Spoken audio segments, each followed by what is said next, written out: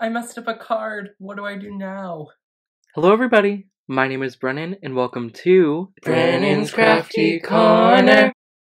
Hello everyone, my name is Brennan and welcome back to my channel.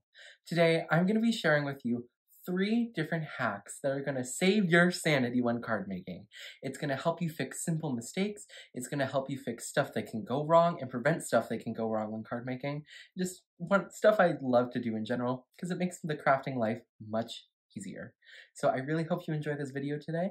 Make sure to hit the subscribe button and like button if you haven't already, and let's get into the video. So if you're anything like me crafting wise, you'll think you have the perfect ink blended background, and you go to reveal the stencil, to reveal the panel, and you'll have bleeding, you'll have where ink went under, because especially on a stencil that's super thin like this one, that tends to happen, especially with pastes. When I first started crafting, I had no idea what I was doing wrong with pastes, and it was really sad because I was wasting so many panels, and I was getting really upset about it. But don't worry, there's something you can do. So now I have a new panel, and I'm going to take the same exact stencil.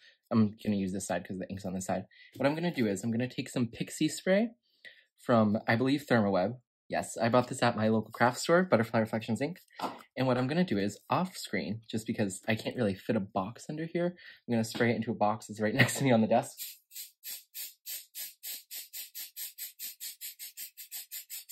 Okay, and now you're just supposed to let it wait and sit.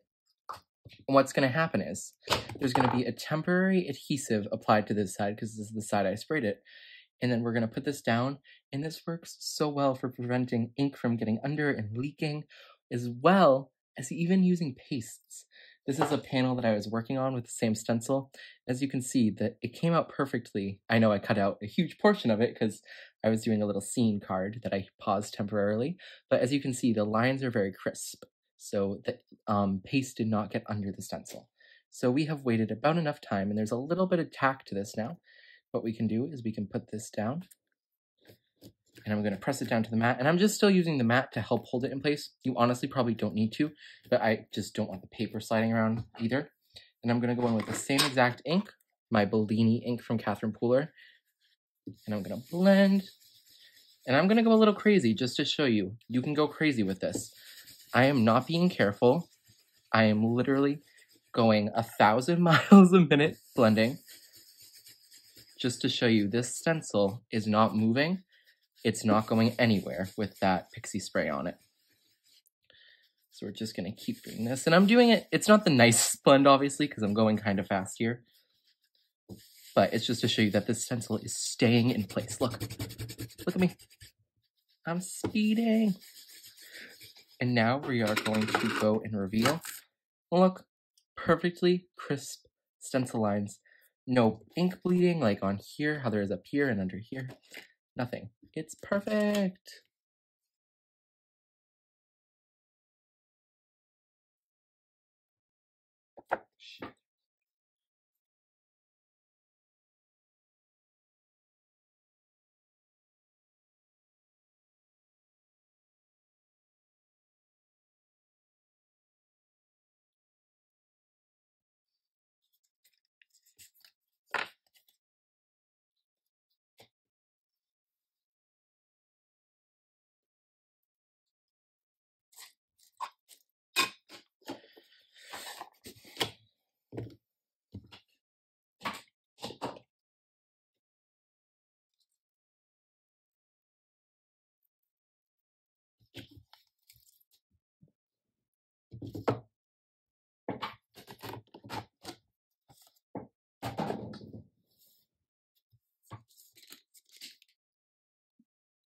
And then as you can see, there's a little bit of tack left on the stencil. You can actually leave this and reuse it, but I'm just going to spray it with a little bit of water. And I'm going to take a little paper towel, and I'm just going to wipe it all off. Now, no tack. So now we're going to move on to a little coloring tip. So if you're anything like me, when you're coloring, you're just trying to go along, be as precise as possible. You go out the line right there. And this really is annoying if I'm doing this for a design team project, because I want those to be as perfect as possible. Your savior a white gel pen.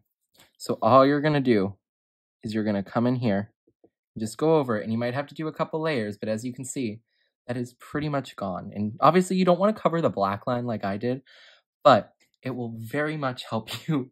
You could use the Copic colorless blender, but in my experience, I've found that isn't perfect. This is much more perfect. Another tip, if it's a darker color and you want to maybe use the colorless blender to lighten it, then go in with the white gel pen, and that would do just as well of a job. I just personally don't like to use the colorless blender on its own, but other people might have different successes with that. So if you want to try the colorless blender, go for it. But I would also suggest at least going over it with this as well. So I've shared this hack before, but I did it with a MISTI, and you don't need to do it with a MISTI. So when folding your card bases, even when they're pre-scored sometimes, you go to fold it, you try to align it up as best as possible, you go to crease it, and then you look, and then it's not perfectly aligned. You have a little misalignment here that's a little hard to see, but it's a little off. And that can be really annoying. So basically, just take any flat edge in your craft room. I'm going to use a paper trimmer this time. For this one, since it's a small 8.5 by 11 paper trimmer, you might want to pop that plastic thing off, and it comes off very easily. I wouldn't break it, but I won't. I'm going to show you how to do it without. So we're literally just going to align it up with this flat edge right here. We're just going to put it there. We're just going to press and fold. And then as you can see, you have a perfectly aligned edge on both sides, and you can get rid of the hassle. And the best part is, depending on the thickness of your cardstock, this I'd say is like 90 pound. It's not super thick, but it's like card base level still. You don't even have to pre-score it. I still like to pre-score mine to avoid any cracking issues, but I've also occasionally not scored it with this cardstock and it hasn't cracked. So you might not even have to score it based on the thickness. So yeah, this is just another really good thing I like to do to make sure my card bases are perfectly aligned. Did you learn something new? I love teaching different tips, techniques, and all that fun stuff to help you improve your card making, and I just really hope you learned something today. Thank you so much for watching, and I hope you have an amazing rest of your day.